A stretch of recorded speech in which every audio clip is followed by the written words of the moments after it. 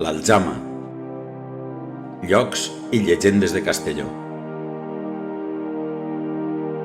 El Palau Municipal.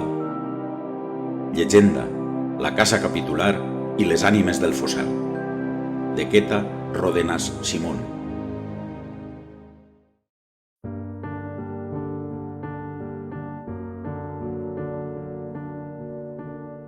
Com que a principi del segle XVIII la casa consistorial de Castelló, ubicada al carrer Cavallers, estava molt deteriorada, al consistori no se li va ocórrer altra idea que construir-ne una de nova en una part de l'espai que ocupava el fossar, un cementeri del qual ja es té constància en el segle XIII i que, amb el pas del temps, es va quedar pràcticament al centre de la població. Tenia la casa abadia per un costat i per la part de darrere les cases del carrer d'enmig i les del de Sabaters, actual Colón.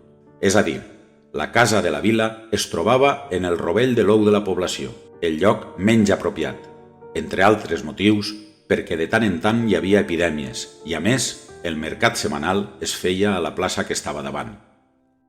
Al mateix temps que el Consell va traslladar la seva residència al nou palau, l'any 1716, es va derrocar la vella abadia i en el seu lloc es van construir 6 cases que estaven ubicades des del campanar fins al cantó de la casa capitular. El que pensava fer el clergat amb el rendiment d'estes cases era destinar-les al sufragi de les ànimes dels veïns difunts, d'aquí que se les anomenaren les cases de les ànimes.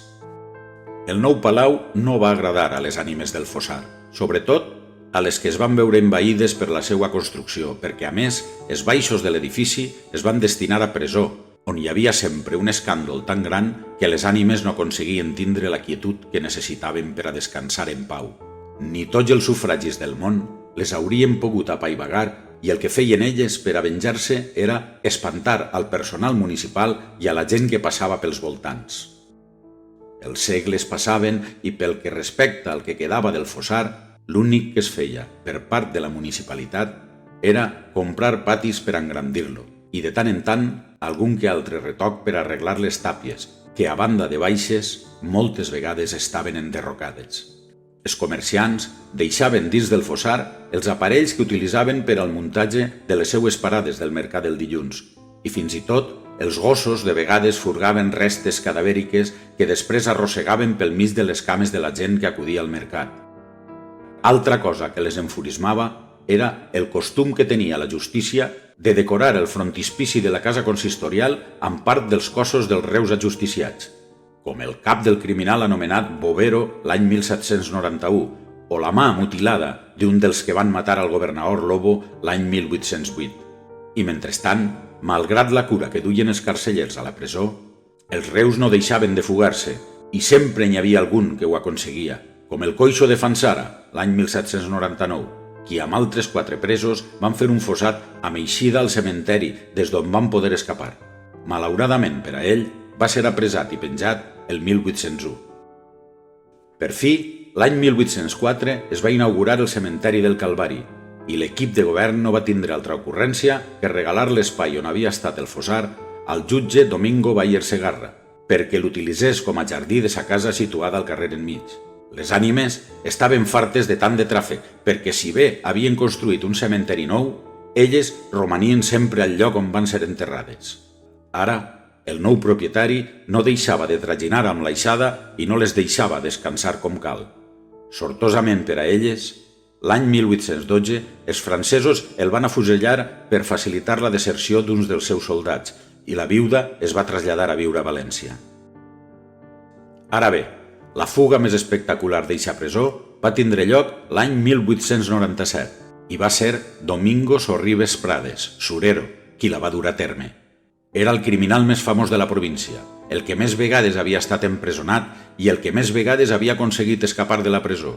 De fet, cada vegada que l'empresonaven, advertia que s'escaparia. En aquell moment ja duia una bona temporada a l'ombra i, malgrat advertir-li el facultatiu que patia tuberculosi, no volia eixir mai de la cel·la perquè el que feia era preparar la fuga. El seu coixí estava format per la terra i els maons que anava traient i per a dissimular el forat havia empaperat les parets de periòdics. El calabós on estava tancat Surero era conegut pel nom de Prudent i estava situat a la dreta de l'edifici de la presó, al fons de ser un passadís angost i fosc. El forat per on va fugir era tan xicotet que tothom es feia creus de com ho va poder aconseguir. La premsa deia que semblava impossible que fins i tot poguera passar un xiquet de pocs anys. Descalç, va haver de deixar les espardenyes dins de la cel·la, va accedir a un compartiment annex i va esperar amagat darrere d'una porta que el vigilant inspeccionara les dependències, la qual cosa feia cada quart d'hora. Quan va aconseguir accedir al pati, s'enfilà per la pilastra de la primera reixa i des d'allí va pegar un bot al carrer. La població, en general, tenia molta simpatia per aquest criminal i es va alegrar moltíssim d'aquest fet, igual que les ànimes, i tothom estava convençut que van ser elles les que van aconseguir que cabés per un forat tan xicotet. Malauradament, Surero es va fer mal en la caiguda i quan es trobava a Vila-real va decidir tornar perquè el metge el curara.